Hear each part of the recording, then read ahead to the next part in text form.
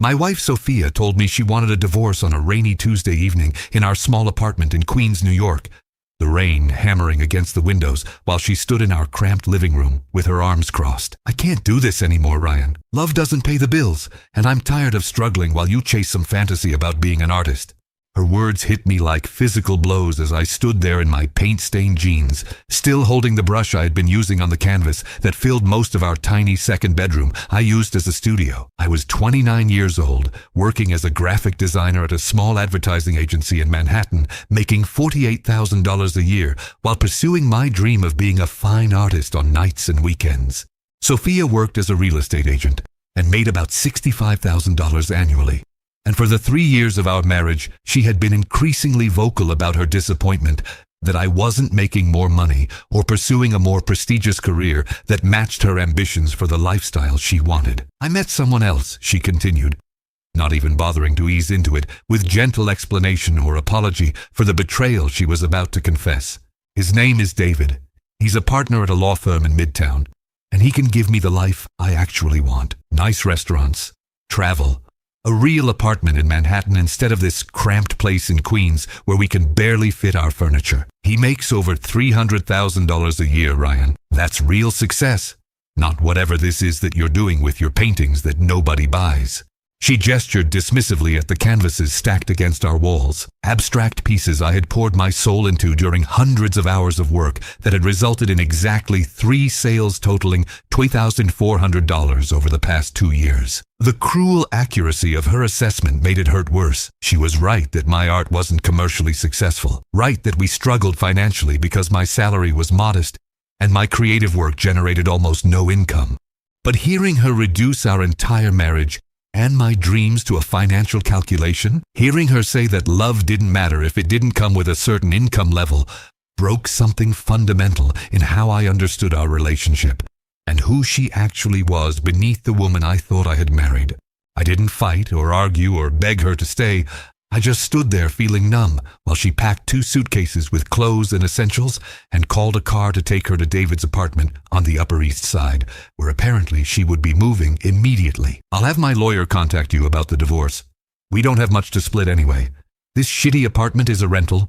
We don't own anything of real value, and I make more than you, so there won't be any support issues. This should be quick and clean.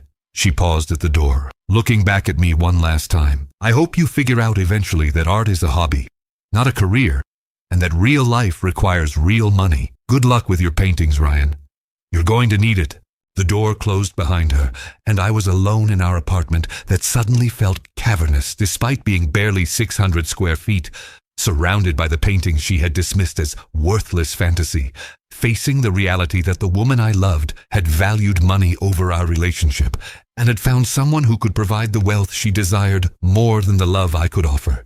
I sat on the floor of my studio that night and cried, not just for the marriage ending, but for the humiliating confirmation that my art wasn't good enough, wasn't valuable enough, wasn't successful enough to justify the sacrifices I had made to pursue it.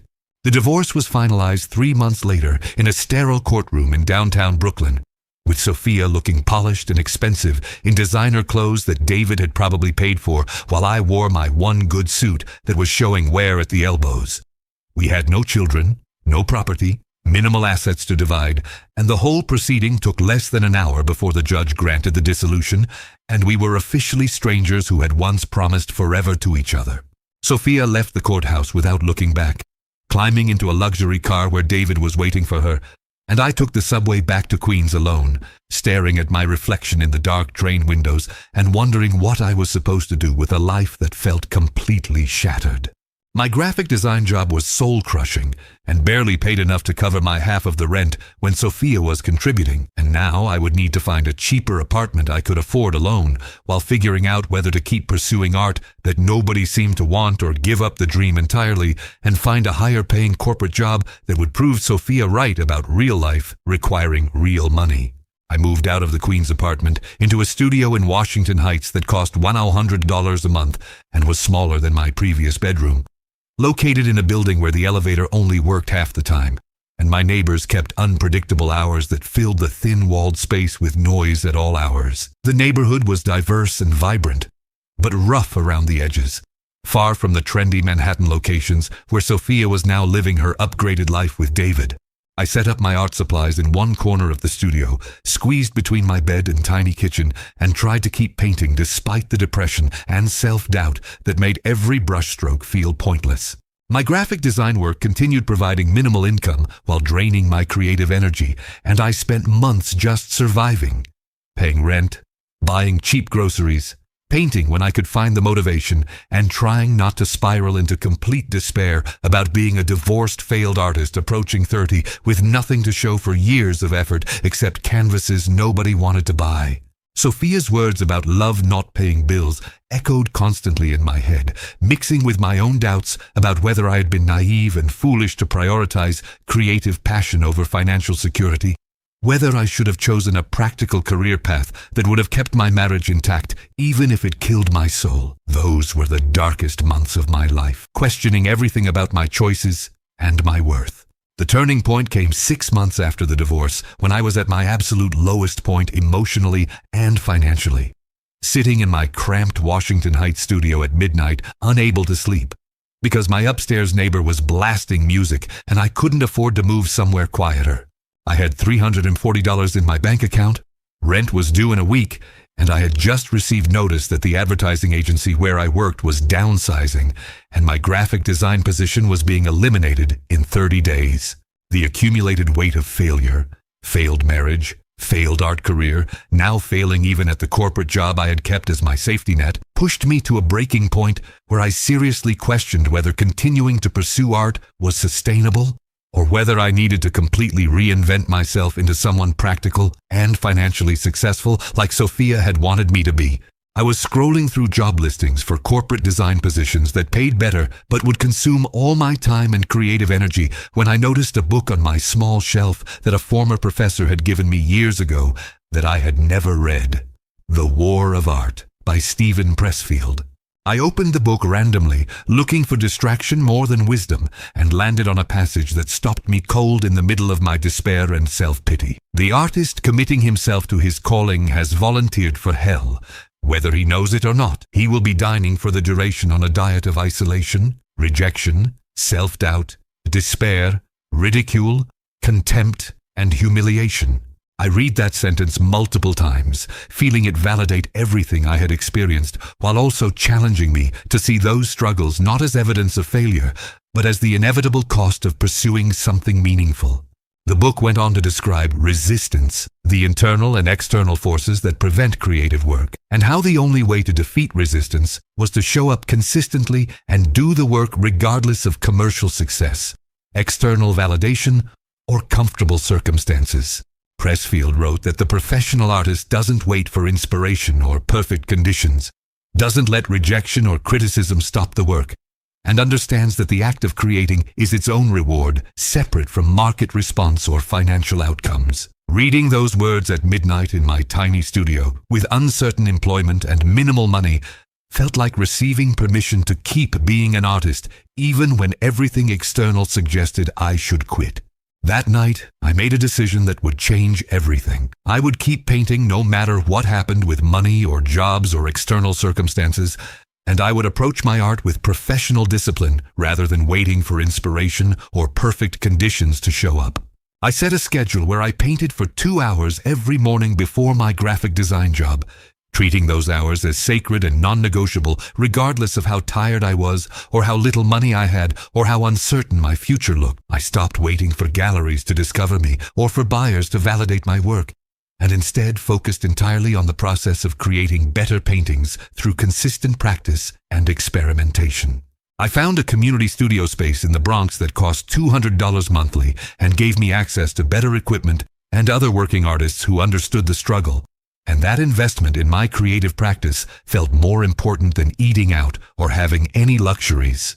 The discipline transformed my relationship with art from something dependent on external validation to something internal and sustainable, and the quality of my work improved dramatically when I stopped creating to please potential buyers and started creating to satisfy my own artistic vision and growth. The graphic design job ending turned out to be a blessing because it forced me to figure out sustainable income that didn't drain all my creative energy the way full-time corporate work had.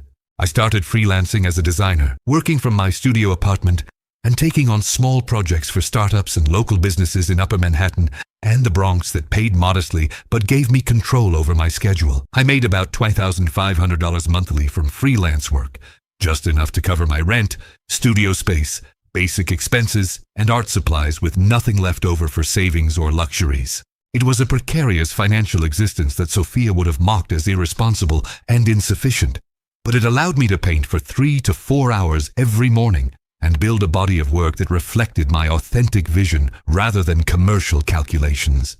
I started showing my work at small group exhibitions in Brooklyn and the Lower East Side, not selling much but getting my paintings in front of people and slowly building a modest reputation in the city's underground art scene, where other struggling artists and genuine enthusiasts gathered at cramped galleries in converted warehouses and basement spaces.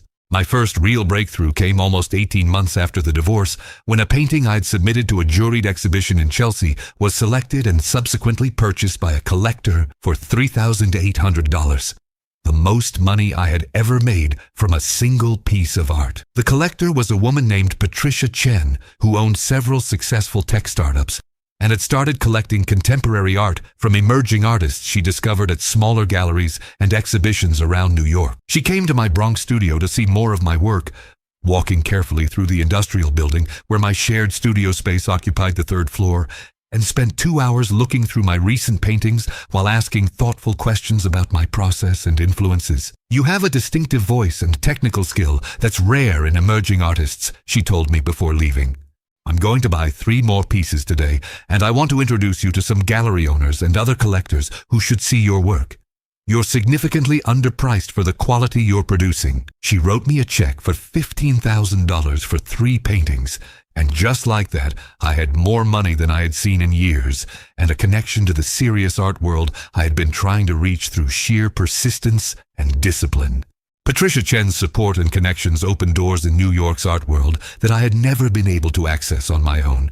And over the next year, my career accelerated in ways that felt almost surreal compared to the years of struggle and rejection. She introduced me to gallery owners in Chelsea and Soho who agreed to show my work, connected me with other serious collectors who purchased paintings at prices ranging from $5,000 to $12,000, and helped me understand the business side of being a professional artist that art school had never taught. I moved out of my cramped Washington Heights studio into a larger 1-bedroom apartment in Astoria, Queens, with actual space to work and live separately, and I rented a dedicated studio in Long Island City where I could paint full-time without the constraints of shared space or residential limitations.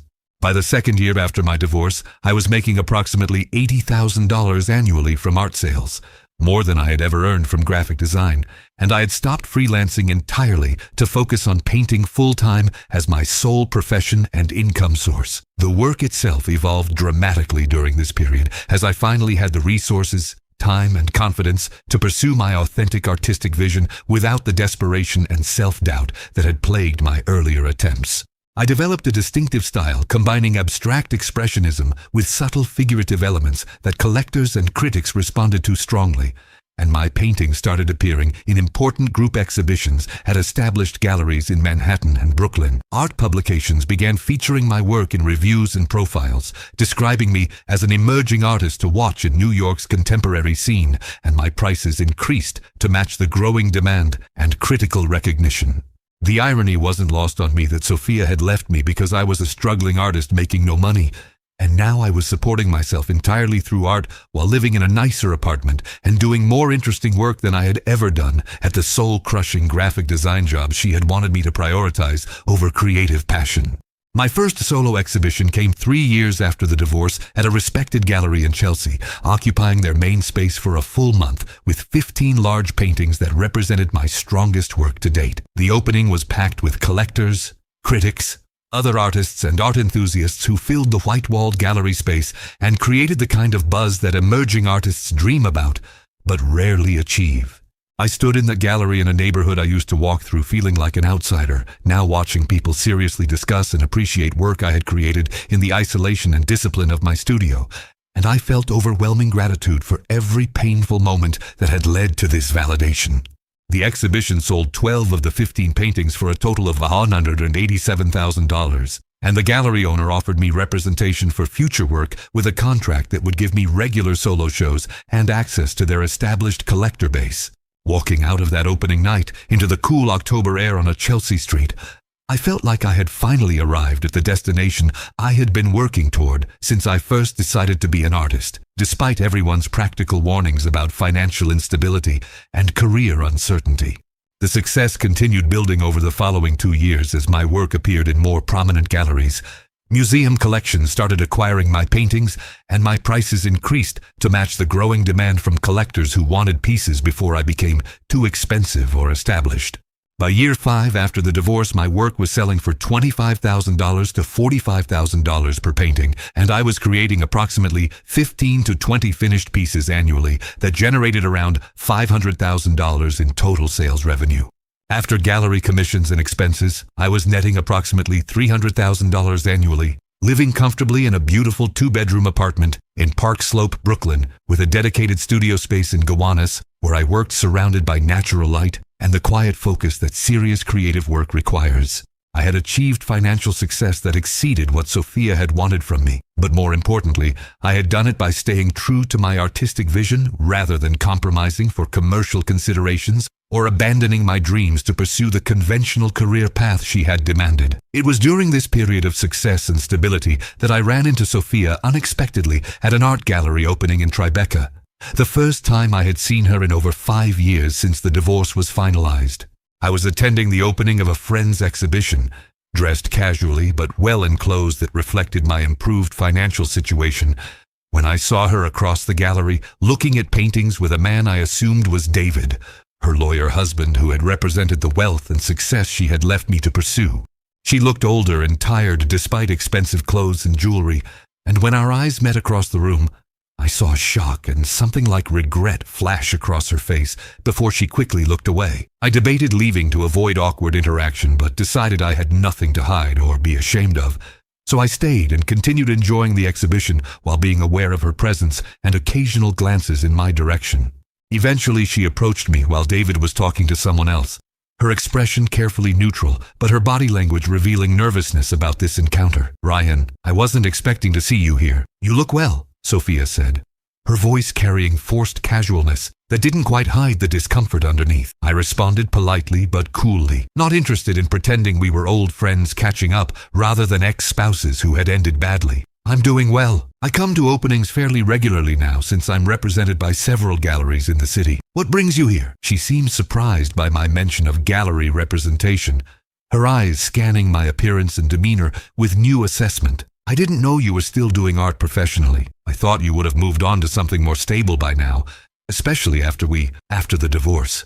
The implication that she expected me to have given up and proven her right about art being impractical was clear. Actually, art is my full-time career now. I stopped doing graphic design about 4 years ago, and I've been supporting myself entirely through painting since then. It's going well. I kept my tone matter of fact, not boasting but also not minimizing the success I had achieved through years of discipline and persistence she had dismissed as fantasy. Her expression shifted to something between disbelief and curiosity as she processed this information that clearly contradicted the narrative she had constructed about my inevitable failure as an artist. "Really? You're making a living just from painting? I'm surprised. How is that even possible in New York where everything is so expensive?" I could hear the skepticism in her voice mixed with genuine confusion about how someone she had left for being financially insufficient was now claiming to support himself through the very creative work she had mocked. It took time and a lot of work, but I built relationships with collectors and galleries who value what I create. The income is inconsistent, but it averages out to more than I made at any graphic design job, and I actually enjoy the work instead of feeling like my soul is being slowly crushed by corporate projects I don't care about. She started to respond, but was interrupted by David walking over, and I watched him size me up with the casual dismissiveness of someone who was used to being the most successful person in any room. Sophia introduced us briefly, and David shook my hand with that firm grip that men use to establish dominance. "Nice to meet you. Sophia mentioned you're an artist. That must be an interesting lifestyle. His tone made interesting sound like a polite substitute for impractical or unrealistic. Before I could respond, the gallery owner who was hosting the exhibition came over with a well-dressed couple in tow and greeted me warmly with a hug. "Ryan, I'm so glad you could make it. I want you to meet the Hendersons. They're serious collectors who have been asking about your work after seeing the pieces they bought from your last solo show." She turned to the couple. "Ryan's one of our most exciting emerging painters. His work is in several museum collections now, and his prices have been climbing steadily. We're planning his next solo exhibition for the spring and anticipating strong sales given how his market has developed." The conversation continued for several minutes about my upcoming exhibition, recent sales, and the museums that had acquired my paintings, and I was aware of Sophia and David standing nearby hearing all of this firsthand. When the gallery owner and collectors finally moved on, I turned back to find Sophia staring at me with an expression I couldn't quite read. Surprise, regret, maybe a trace of vindication that I'd proven her wrong about art being unsustainable as a career. "You have museum collections and gallery representation and exhibitions planned?" she asked, her voice carrying notes of genuine surprise that bordered on shock. "When did all this happen? How did you go from barely selling paintings to whatever this is?" I shrugged, not interested in providing a detailed explanation of years of work to someone who had abandoned me specifically because she didn't believe my dreams were valuable or achievable. It happened gradually through consistent work and not giving up when things were difficult. I kept painting even when nobody was buying, kept improving, kept showing up to my studio every day regardless of external validation or commercial success. Eventually, the work got good enough that people started noticing and buying. "Lucine," she looked like she wanted to ask more questions, but David was clearly impatient to leave, making pointed comments about having dinner reservations they needed to get to soon. Before they left, Sophia asked for my contact information to stay in touch, which I politely declined. "I don't think there's much point in staying in touch given our history and the fact that we've both moved on completely, but I appreciate the sentiment. I hope things are going well for you." The dismissal was gentle but firm, making it clear I had no interest in rekindling any kind of relationship with someone who had valued money over our marriage and had left me specifically because she believed I would never be financially successful through creative work. The encounter left me feeling complex emotions I spent the next several days processing through my art, creating a series of paintings that explored themes of validation, worth, and the irony of being dismissed by someone who couldn't see your potential until external success made it undeniable. I thought about how Sophia had said, "Love doesn't pay the bills," using that cold calculation to justify leaving me for someone wealthier, and how she had just witnessed firsthand that I was now making more money from art than I had ever made from the practical career path she had wanted me to prioritize. But more importantly, I recognized that my success wasn't about proving her wrong or showing her what she had missed. It was about proving to myself that pursuing authentic creative work with discipline and persistence could generate both personal fulfillment and financial sustainability. Her rejection had been painful, but it had also freed me from the pressure to compromise my artistic vision for someone else's definition of practical success. And that freedom had been essential to developing the body of work that was now being recognized and valued by the art world. In a strange way, her leaving had been the catalyst for the success she now seemed surprised and perhaps regretful to discover I had achieved without her.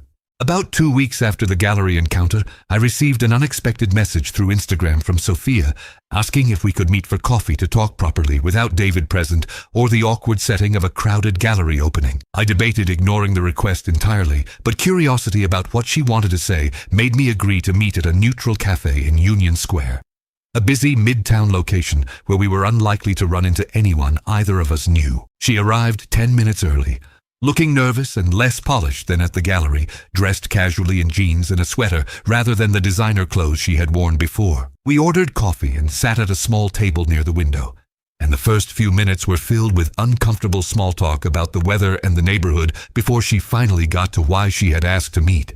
I wanted to apologize for how I left things between us and for the things I said about your art and your dreams when I ended our marriage. I was cruel and dismissive, and watching you at that gallery made me realize how wrong I was about everything.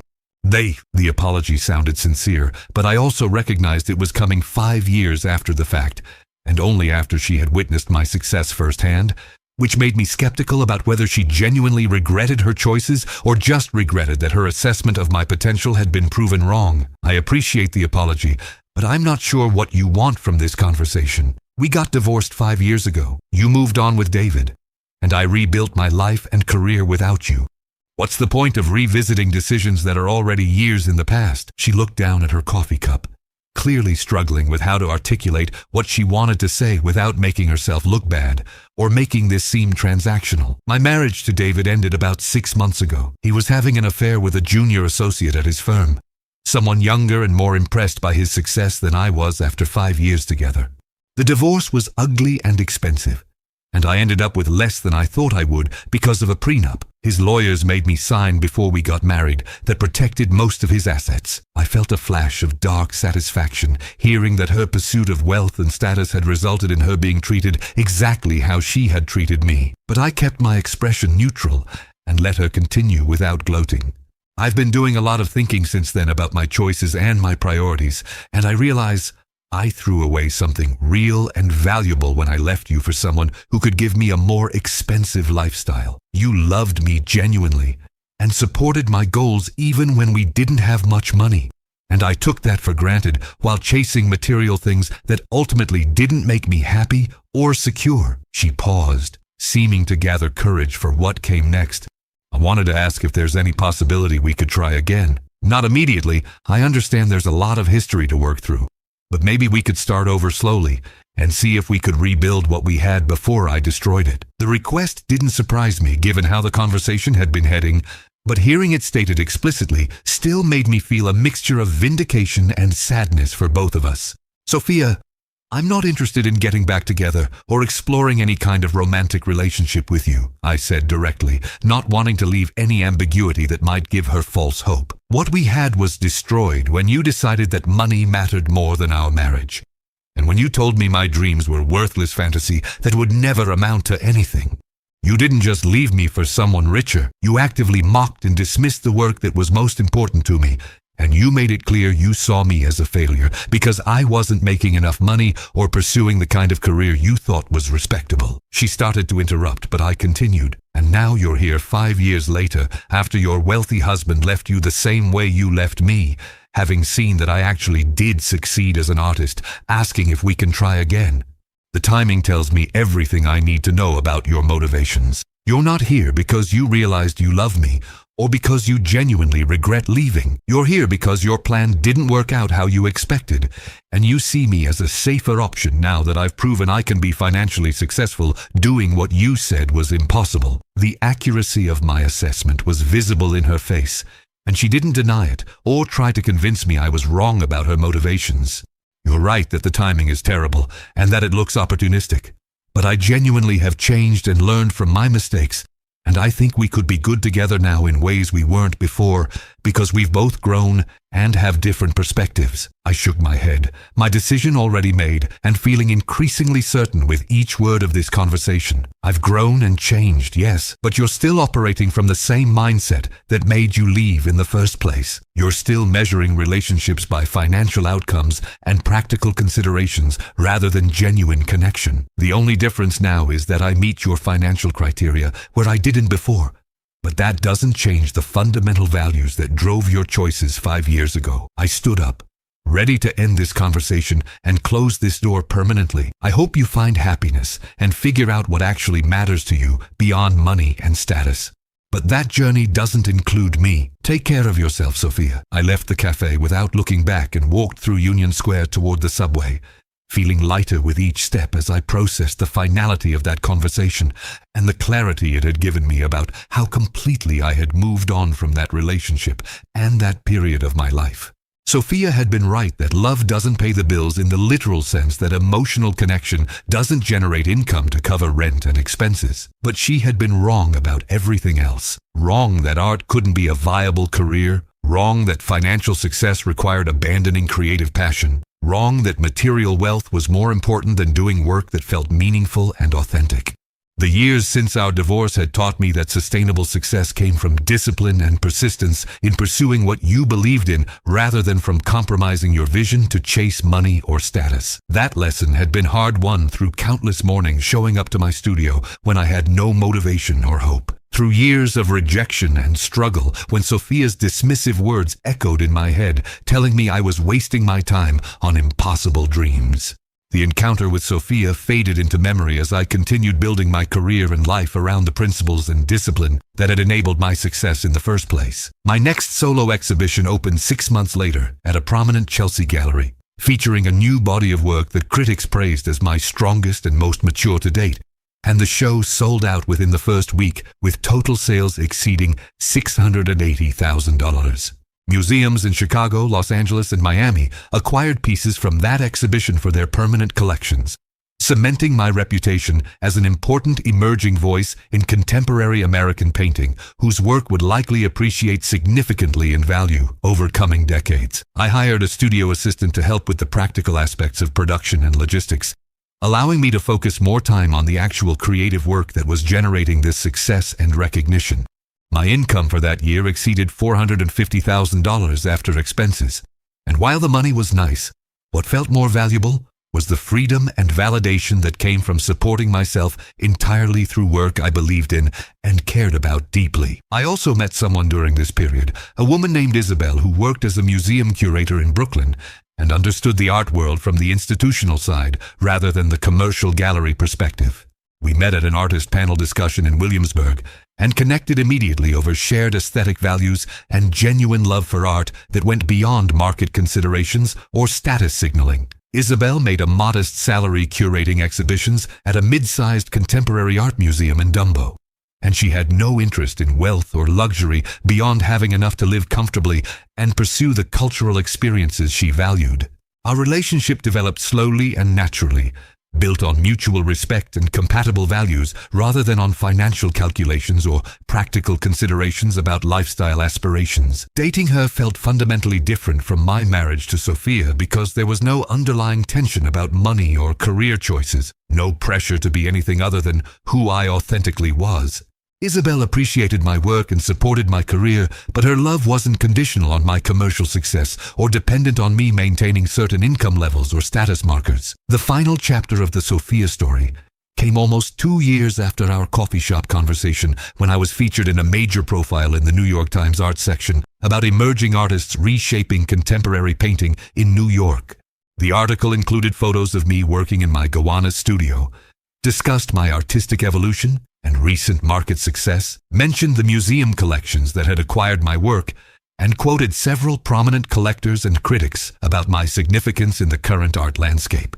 The article also briefly mentioned my personal background, including the fact that I had been divorced years ago and that my ex-wife had left him specifically because she didn't believe art could be a viable career, making my subsequent success an almost mythical story of vindication and persistence. I didn't know Sophia would see the article, but mutual friends told me later that she had read it and had apparently been quite affected by the public confirmation of just how wrong her assessment of my potential had been, and how much she had missed by leaving when she did. She reached out one final time through email, not asking to meet or suggesting reconciliation, but just wanting to acknowledge the article and offer what seemed like genuine congratulations without ulterior motives.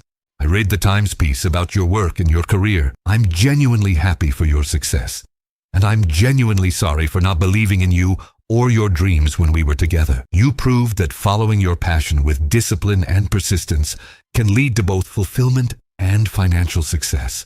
And I was wrong to suggest you should abandon that for conventional career paths. I hope you're happy, Ryan. You deserve it after everything you've built. I read her email several times, feeling nothing like the anger or vindication I might have expected from this final acknowledgement of her being wrong. Instead, I just felt gratitude for the journey, even the painful parts, because they had shaped me into someone who knew how to persist through doubt and rejection to build something meaningful. I sent a brief response. Thank you for the kind words. I hope you're finding your own path to happiness and fulfillment. Take care. I deleted her email after that and closed that chapter permanently, ready to focus fully on the present and future rather than dwelling on past relationships or vindication. Looking back on the entire arc from that rainy night in Queens when Sophia said love doesn't pay the bills to standing in my Brooklyn studio 6 years later as an established artist with financial success and genuine fulfillment, I could see how every painful moment had been necessary to become who I was now. The book's wisdom about the artist volunteering for hell had proven absolutely true. I had endured isolation, rejection, self-doubt, despair, and humiliation that Sophia's departure had intensified and crystallized. But I had also learned that those struggles weren't evidence of failure or reasons to quit. They were the necessary cost of pursuing something meaningful and authentic, rather than settling for comfortable mediocrity. Sophia had valued financial security and status over love and creative passion, and that choice had led her to a marriage that ended in betrayal and left her alone and regretful. Meanwhile, I had chosen to keep pursuing art despite her dismissal and despite years of struggle, and that choice had led to both financial success and genuine fulfillment through work I believed in with a partner who valued me for who I was rather than what I could provide materially. The irony that Sophia had left me because art didn't pay bills and I was now making more money than her wealthy ex-husband lawyer wasn't lost on me, but the real victory wasn't financial. It was building a life of authentic purpose and meaning that couldn't be taken away by anyone's doubt or rejection. Love might not pay bills directly, but pursuing what you love with discipline and persistence could generate both personal fulfillment and financial sustainability. Proving that Sophia's binary choice between passion and practical success had always been a false dichotomy born of her own limited mindset rather than actual reality.